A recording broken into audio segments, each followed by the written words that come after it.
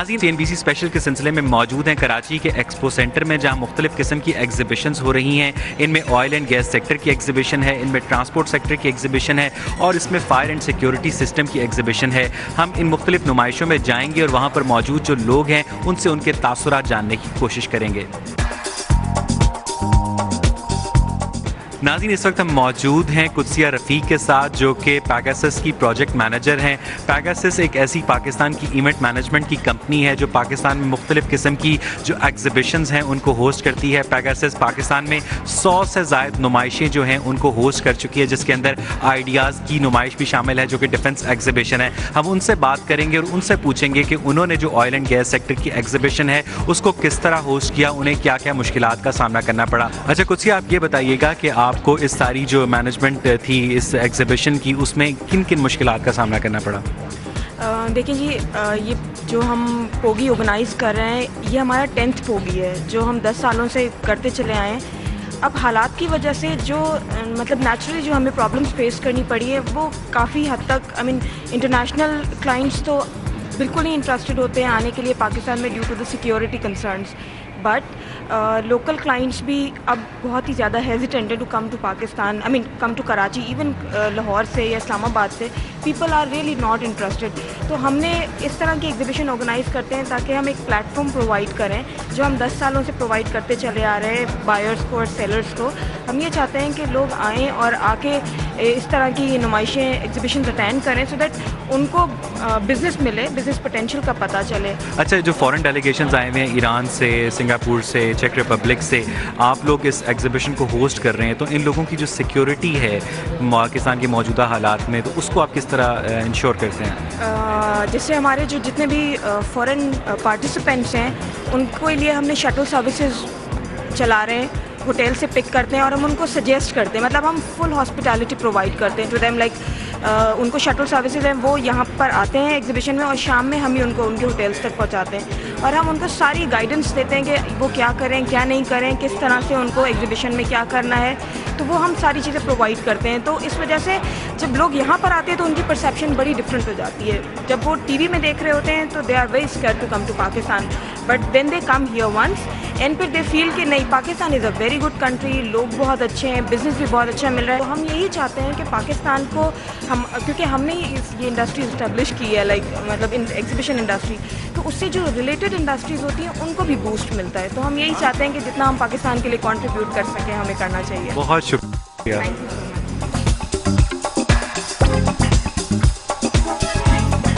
नाज़रीन, इस वक्त हमारे साथ मौजूद हैं पाकिस्तान के मशहूर साइंसदान डॉक्टर समर मुबारक मंद, जो कि मेंबर हैं science and technology planning commission के। हम उनसे बात करेंगे कि वो इस कॉन्फ्रेंस में आए हुए हैं ऑयल एंड गैस सेक्टर की, वो क्या महसूस करते हैं। डॉक्टर साहब, बहुत बहुत शुक्रिया CNBC पाकिस्तान से बात करने का। आप इस कॉन्फ्रेंस में आए हुए हैं, इस एनर्जी कॉन्फ्रेंस से आपको क्या तवक्को आते हैं?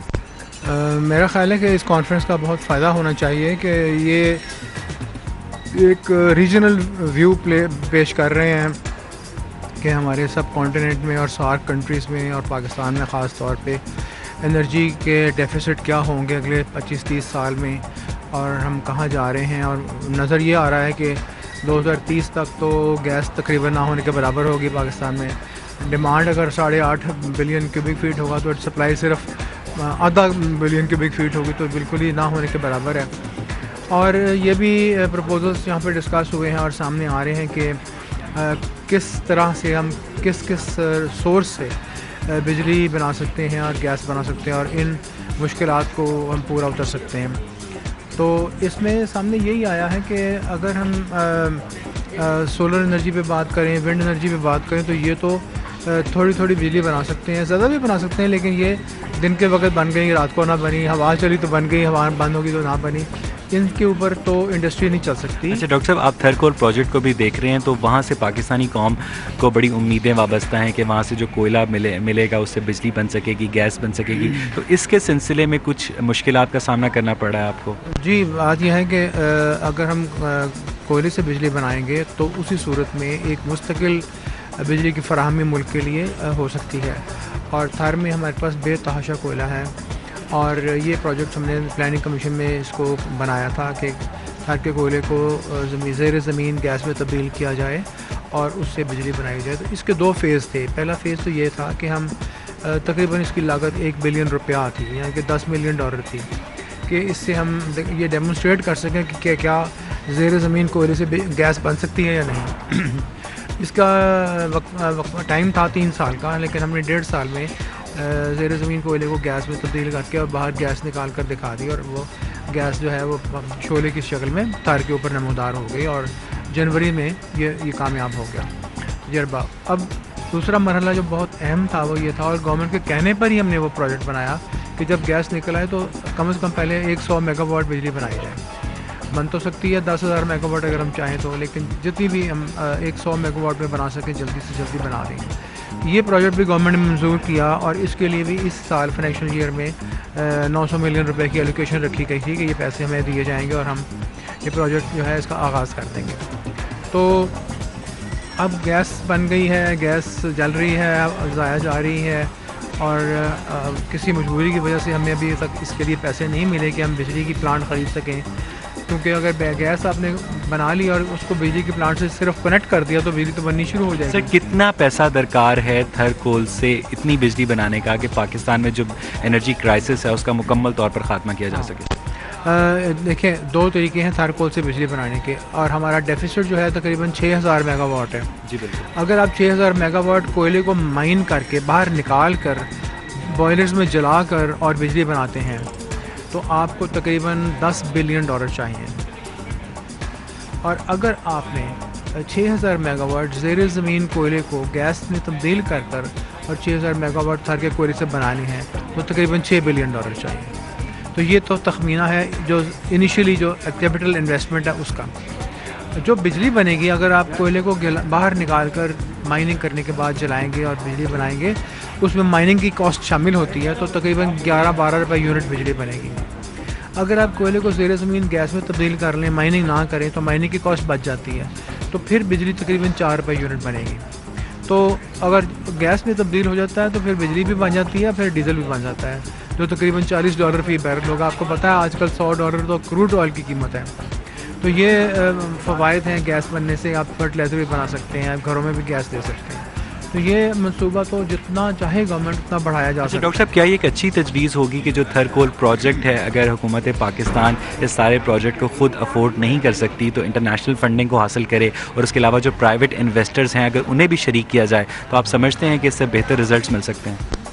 अगर 2 बातें हैं, देखें, अगर हुकूमत ये ख़ुद करती है तकरीबन $200-300 मिलियन जो कि कुछ भी नहीं है गवर्नमेंट के लिए ख़र्च कर दे, तो हम 200 मेगावाट की प्लांट लगा दें, और उसके बाद हमें कहा जाए कि इसका मुनाफा जो है वो आप अपने पास रखें, तो उस मुनाफे से हम हर साल 500 मेगावाट का एक और प्लांट इसमें लगा सकते हैं, शामिल कर सकते हैं, और ये सिलसिला जो है 1-2 साल के बाद 5-6 हज़ार मेगावाट तक पहुँच। यानी अगर $300 मिलियन हुकूमत पाकिस्तान खर्च करे तो हर साल सिस्टम के अंदर 500 मेगावाट बिजली शामिल की जा सकती है। और ये पहले शुरू इब्तिदाम में तो 500 मेगावाट, फिर बाद में जब हमारे पास 1,000 मेगावाट के प्लांट चल रहे होंगे तो उनका मुनाफा इतना होगा कि हम हर साल 1,000 मेगावाट का प्लांट ऐड कर सकते हैं, अगर सिर्फ हमें मुनाफा दे दिया जाए। तो ये अगर आप इस तरह अगर बिजली आप इन्वेस्टमेंट करेंगे और बिजली हासिल करेंगे तो 4 रुपये यूनिट हासिल करेंगे।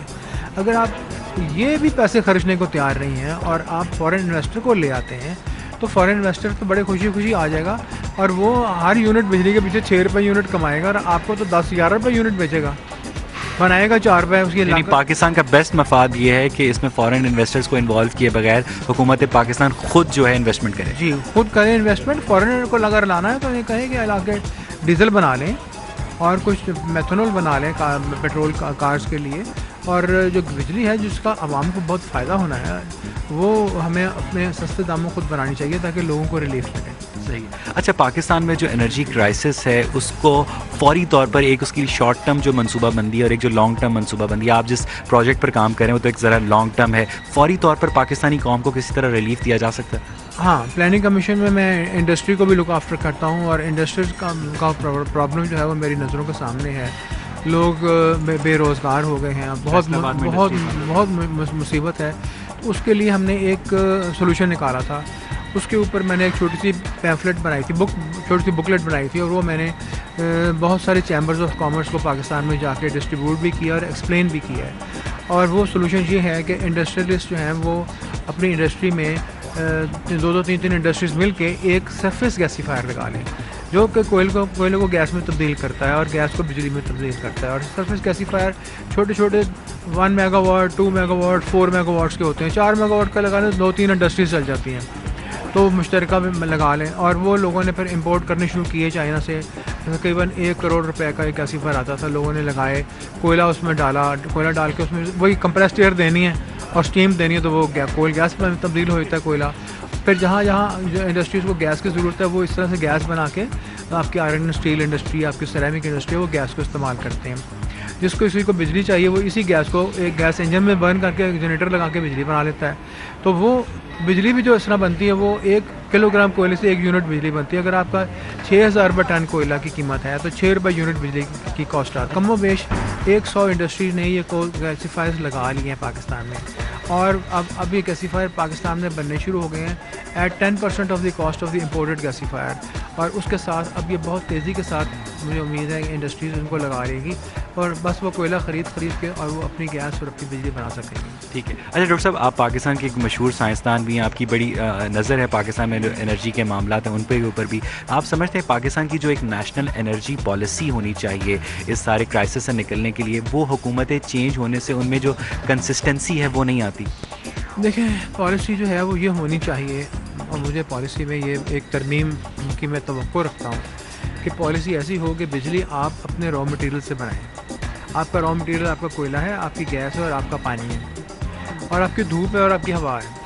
आप फर्नेस ऑयल इंपोर्ट करके बिजली बनाएंगे तो हर यूनिट जो बिजली का आप बनाते हैं उसकी औसतन कीमत 18 से 20 रुपये पर यूनिट है, IPPs की और RPPs की।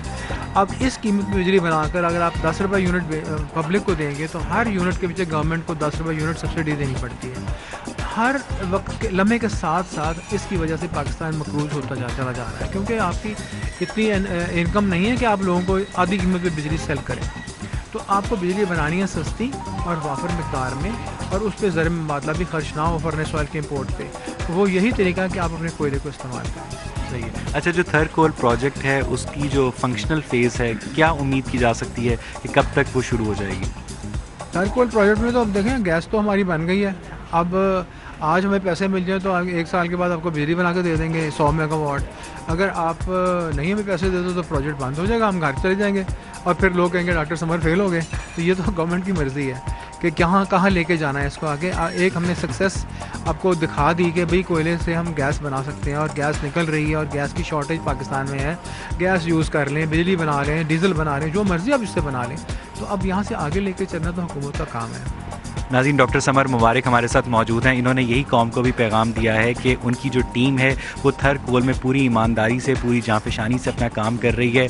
उनको हुकूमत पाकिस्तान की जानिब से अगर प्रॉपर फंडिंग प्रोवाइड की जाए, जैसा कि डॉक्टर साहब ने कहा कि $300 मिलियन अगर इन्वेस्ट किए जाएँ तो हर साल पाकिस्तानी सिस्टम में जो 500 मेगावाट है बिजली उसको शामिल किया जा सकता है और इस तरह पाकिस्तान का जो एनर्जी क्राइसिस है उसको मुस्तकिल बुनियादों पर ख़त्म किया जा सकता है। बहुत बहुत शुक्रिया डॉक्टर साहब। थैंक यू जी, शुक्रिया।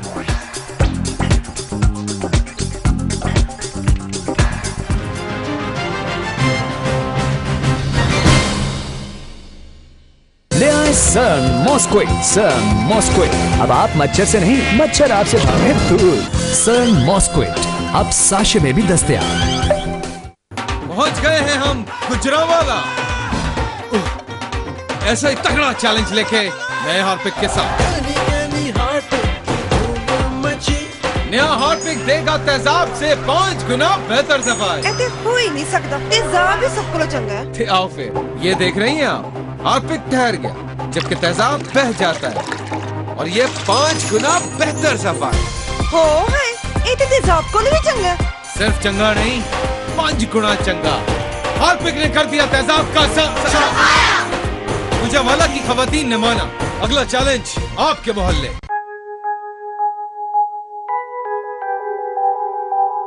इस किस्म की म्यूजिक मिक्सचर से आप, मुझे एक मौका मिल रहा है आपको ये बताने का कि रैप म्यूजिक क्या है। शायरी है, मैसेज है। होया जदों दा मैं जवान, जग जंग दा मैदान, अपने पराए मेरे उत्ते गोलियां चलान। मेरे वास्ते बचे नहीं कोई भजन दे रास्ते, चुपा फिरा गुजारा जिंद मैं नचे दे रास्ते।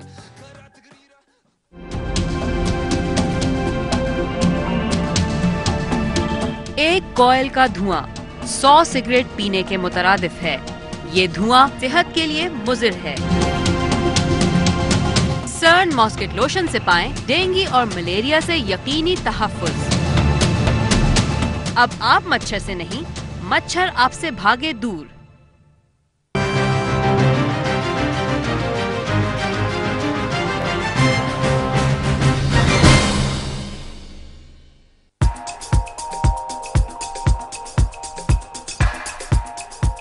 नाज़रीन, इस वक्त हम मौजूद हैं ऑयल एंड गैस सेक्टर की जो एग्जीबिशन है उसमें हमारे साथ कुछ ईरान से आए हुए मेहमान हैं। ईरान में एक कंपनी है जो कि मैपना जनरेटर्स है, वो जनरेटर्स बनाते हैं। वो पहली दफ़ा पाकिस्तान में आए हैं। हमारे साथ मौजूद है मिस्टर सईद जो कि आफ्टर सेल्स मैनेजर हैं इस कंपनी के। हम इनसे बात करेंगे और इनसे पूछेंगे कि इन्हें पाकिस्तान में आकर इस जो एग्जीबिशन है इसमें शिरकत करके कैसा लगा।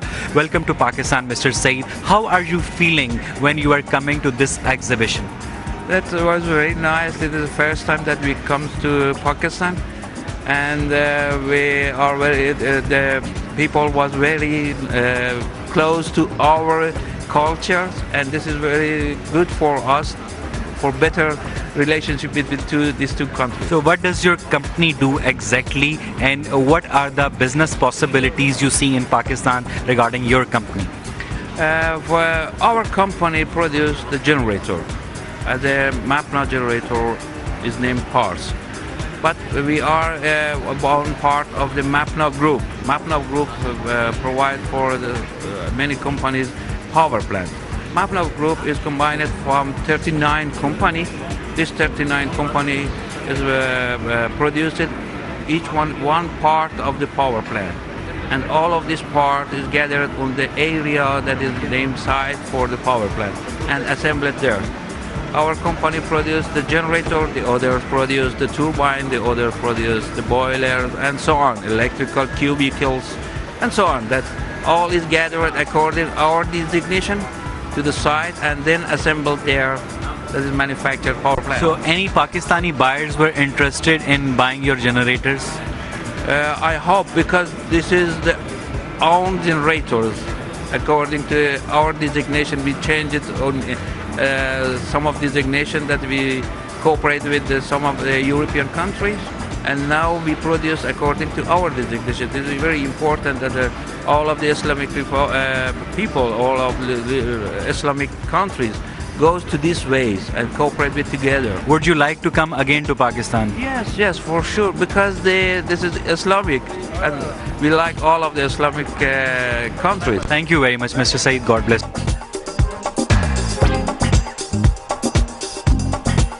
नाज़रीन, इस वक्त हमारे साथ मौजूद है मलेशिया से आई हुई खातून जिनका नाम दातू है। वो चीफ एग्जीक्यूटिव ऑफिसर हैं वहाँ की एक मकामी कंपनी की। उनकी जो कंपनी है वो कुछ ऐसे कंपोनेंट्स बनाती है जो ऑयल एंड गैस इंडस्ट्री में यूज़ होते हैं और उसके अलावा वाटर इंडस्ट्री में यूज़ होते हैं। हम उनसे बात करेंगे और उनसे पूछेंगे कि उन्हें इस एग्जीबिशन में आकर कैसा लगा।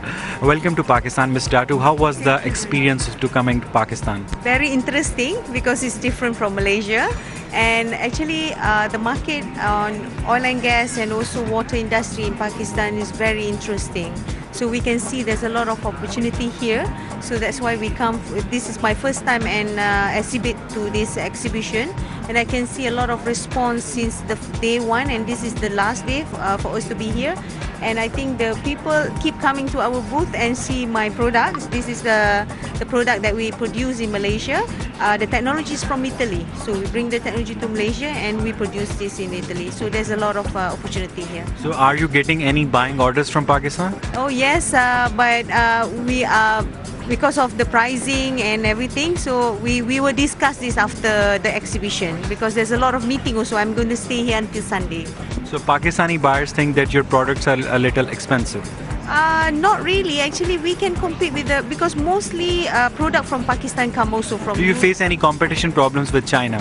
China, not really, because China quality is totally different. I think that Pakistan people also choosing the same as Malaysia last time. They are using the China product, and after that they switch to a local or maybe from Europe product, which is more quality. Because you know the damage that have been done, we have experienced a lot of damage when we are using a non-quality product. So now we are using only on the standard product, and we have a body in Malaysia that endorse the product must be certified by the governments. Thank you very much, ma'am. Okay.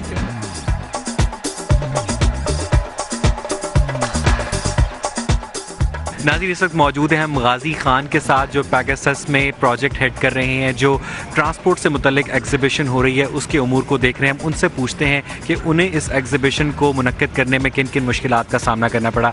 Guys साहब, बताइएगा कि जब आप transport sector से ये जो exhibition है इसको ऑर्गेनाइज़ कर रहे थे तो आपको किन किन मुश्किलात का सामना करना पड़ा? जी, सबसे पहले तो इम्पॉर्टेंट चीज़ ये है कि पाकिस्तान का it's a first multi modal international transport and logistics exhibition है, और इसके अंदर जो सबसे पहली चीज़ थी वो ये था it's a new venture for the local industry के इस तरह का कोई एग्जीबिशन पाकिस्तान में मुनक़्क़द होने जा रहा है। जहाँ पे जो पार्टिसिपेंट्स आए हुए हैं, we are very thankful to them that they put a trust in us in participating in this exhibition. जो मेन हमें प्रॉब्लम्स आई उसमें ये था कि इट्स अ न्यू आइडिया, तो वो हमें इनकलकेट करने के लिए इस चीज़ को प्रमोट करने में हमें काफ़ी लोगों को कन्विंस करना पड़ा। बहरहाल अभी हमारे पास यहाँ पे जो कंपनीज आई हुई हैं इसमें चाइना है, जापान है, यूएई है, जर्मनी है, सऊदी अरेबिया है। तो we have a portfolio of like over 6 countries in this exhibition. तो हमारी एग्जीबिशन के अंदर अभी हमने तमाम सेक्टर्स को कवर किया है जो लॉजिस्टिक्स एंड ट्रांसपोर्टेशन के अंदर सर्विसेज या फिर इक्विपमेंट प्रोवाइड कर रहे हैं। तो उस लिहाज से ये एग्जीबिशन अपने लिहाज से तो मुकम्मल है, बट अभी there is a huge potential for both local and international companies to join hands with Intertrans and gain the maximum mileage of business and marketing through this platform. ठीक है। अच्छा गाजी, ये बताइएगा कि जब आप ये कंपनी एग्जीबिशन को मुनक्किद कर रही थी तो आपको गवर्नमेंट की जानिब से किसी किस्म का जो ताउन है उसका आपको हासिल हुआ? जी हाँ, गवर्नमेंट की तरफ से तो हमें फुल सपोर्ट रही। Ministry of ports and shipping, ministry of commerce, ministry of railways, they all supported this idea because transportation and logistics ना सिर्फ नेशनल लेवल के ऊपर सपोर्ट कर रहे हैं, क्योंकि हमें इनलैंड ट्रांसपोर्टेशन सिस्टम्स को एफिशिएंट भी बनाना है और इम्प्रूव भी करना है। जो लोकल रिक्वायरमेंट्स हैं वो भी बढ़ती जा रही हैं, रीजनल रिक्वायरमेंट्स भी बढ़ती जा रही हैं। तो गवर्नमेंट का हमें पूरा ताउन हासिल रहा, ना सिर्फ नेशनल लेवल के ऊपर बल्कि इंटरनेशनल लेवल के ऊपर, और हमें काफ़ी चैनल किया गया टू इंटरनेशनल ऑर्गेनाइजेशंस। इसके अंदर सबसे जो इम्पॉर्टेंट चीज़ है वो लोकल ट्रेड एसोसिएशंस हैं जिन्होंने हमें काफ़ी सपोर्ट किया। यहाँ पे जो एग्जिबिटर्स की मीटिंग्स हुई हैं, they are very appreciative, very encouraging for the local industry, क्योंकि इससे हमें बिज़नेस पाकिस्तान में आता हुआ नज़र आ रहा है, एक इन्वेस्टमेंट अपॉर्चुनिटी क्रिएट होती हुई नज़र आ रही है, एक very congenial business environment develop होता हुआ नज़र आ रहा है। तो हम ये देखते हैं कि down the lane in next 2-3 years this exhibition will be truly representing the logistics and transportation industry of Pakistan both in region and internationally. बहुत शुक्रिया गाजी। हम मौजूद हैं नदीम सिद्दीकी के साथ, जो कि एक इंजीनियर हैं और एक फायर फाइटिंग कंपनी के साथ रीजनल एक्सपोर्ट डायरेक्टर के तौर पर वाबस्ता हैं। वो स्पेशली इस प्रोग्राम में शिरकत के लिए, इस एग्जीबिशन में शिरकत के लिए दुबई से आए हैं। हम इनसे पूछेंगे कि इन्हें इस एग्जीबिशन में शिरकत करके कैसा लगा। नदीम साहब, बहुत शुक्रिया आपका कि आपने हमें टाइम दिया। ये बताइएगा कि आपको इस एग्जीबिशन में शिरकत करके कैसा लगा और आपको क्या कोई नई बिजनेस अपॉर्चुनिटीज़ मिली यहाँ? वलसाम, बिल्कुल एग्जीबिशंस और एज आई सेड, यानी जैसे हमने कहा कि exhibitions are the basic source for generating new business. नए बिजनेस को हासिल करने के लिए एग्जीबिशन से अच्छा कोई और सोर्स नहीं होता है। और यहाँ पे हम नया प्रोडक्ट्स लेके आए हैं जो हमने इंट्रोड्यूस किया हुआ है। यहाँ पे बहुत से जैसे लाइव लाइन मेंटेनेंस यूनिट्स हैं एंड इंसुलेटर वॉशर्स हैं for high tension wires cleaning, ये एंड फायर फाइटिंग से रिलेटेड स्पेशल फायर ट्रक्स हैं जो एयरपोर्ट के लिए यूज़ होती हैं, plus new systems on fire fighting and fire suppression system we have introduce किया हुआ है यहाँ पे, and it's a good experience to be in. आपको यहाँ से बिजनेस के ऑर्डर्स भी मिले हैं? अल्हम्दुलिल्लाह, परसों से आज तक मैंने 4 ऑर्डर्स फाइनलाइज किए हैं, good values and good amount of knew what you can say, नई इंक्वायरीज जनरेटेड हुई हैं जो भी हम काम करेंगे उस पर। And I have already instructed my office back home, ये जिस पे काम हो रहा है, एंड इंशाल्लाह हो सकता है आगे आने वाले वक्त में वो भी फाइनलाइज होंगे ऑर्डर। बहुत शुक्रिया नदीम, बहुत शुक्रिया। हम मौजूद थे कराची के एक्सपो सेंटर में, जहां ऑयल एंड गैस सेक्टर की एग्जीबिशन हो रही थी, ट्रांसपोर्ट सेक्टर की एग्जीबिशन हो रही थी, फायर एंड सिक्योरिटी सिस्टम की एग्जीबिशन हो रही थी। हमने यहां पर मौजूद मुख्तलिफ लोगों से बात की। अगर मुस्तकबिल में भी पाकिस्तान में इसी तरह की एग्जीबिशन होंगी तो फ़ौरन डायरेक्ट इन्वेस्टमेंट आएगी, जो सरमायाकार हैं उनका एतमाद बढ़ेगा और पाकिस्तान में जो मुख्तलिफ किस्म के क्राइसिस हैं जैसे कि एनर्जी क्राइसिस है उस पर काबू पाने में भी मदद मिलेगी। इसके साथ ही हमारी टीम को इजाज़त दीजिए और देखते रहिए CNBC पाकिस्तान।